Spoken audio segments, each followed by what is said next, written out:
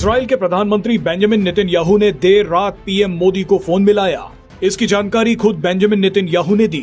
PM Modi और Netanyahu की बातचीत के दौरान इजरायली विदेश मंत्रालय के प्रवक्ता ने एक मीडिया चैनल से बात करते हुए कहा कि अगर पाकिस्तान से जंग की नौबत आई तो इजराइल भारत का साथ ही देगा, क्योंकि यही एक दोस्त का फर्ज है।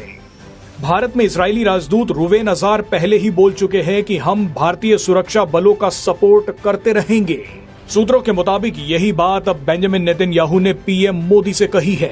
लेकिन पीएम मोदी को यह भरोसा दिलाने के बाद बेंजामिन नेतन्याहू ने एक और ऐसी बात कर दी जिसे बोलने से ज्यादातर देश अभी तक बच रहे हैं। लेकिन इजरायली प्रधानमंत्री बेंजामिन नेतन्याहू ने खुलेआम इस बात को बोल दिया है। नेतन्याहू ने बाकायदा लिखकर कहा है कि वो और पूरा इजराइल इस्लामिक आतंकियों के हमले में मारे गए लोगों के प्रति अपनी संवेदना व्यक्त करते हैं। हम हमेशा भारत के साथ कंधे से कंधा मिलाकर चलते रहेंगे।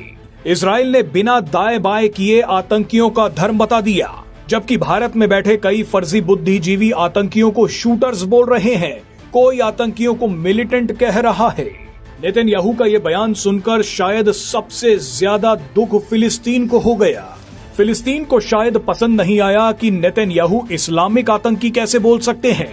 इसीलिए शायद फिलिस्तीन ने भारत को सांत्वना देने की आड़ में आतंकियों की पहचान और धर्म छुपाने की कोशिश की। आतंकियों ने तो नाम पूछ पूछ कर हिंदुओं को मारा था, मगर फिलिस्तीन ने भारत को जो शोक संदेश भेजा है उसमें जानबूझकर इस्लामिक आतंकियों को शूटर कहा है और आतंकी हमले को क्रिमिनल शूटिंग बोल दिया। इससे ज्यादा गिरी हुई हरकत फिलिस्तीन नहीं कर सकता।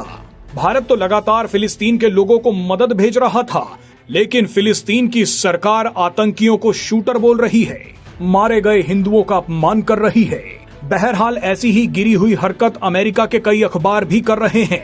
आप अमेरिकी अखबार न्यूयॉर्क टाइम्स की हेडलाइन को देखिए। इस अखबार ने हेडलाइन में लिखा है कि कश्मीर में हुए मिलिटेंट अटैक में 24 लोग मारे गए हैं। लेकिन डोनाल्ड ट्रंप के नेतृत्व वाली एक हाउस फॉरेन अफेयर्स कमेटी ने अपने ही देश के अखबारों की धज्जियां उड़ा दी।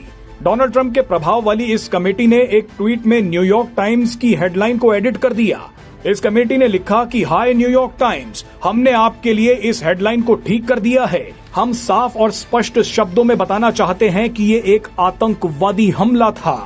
हमला करने वाले मिलिटेंट्स नहीं बल्कि आतंकवादी थे।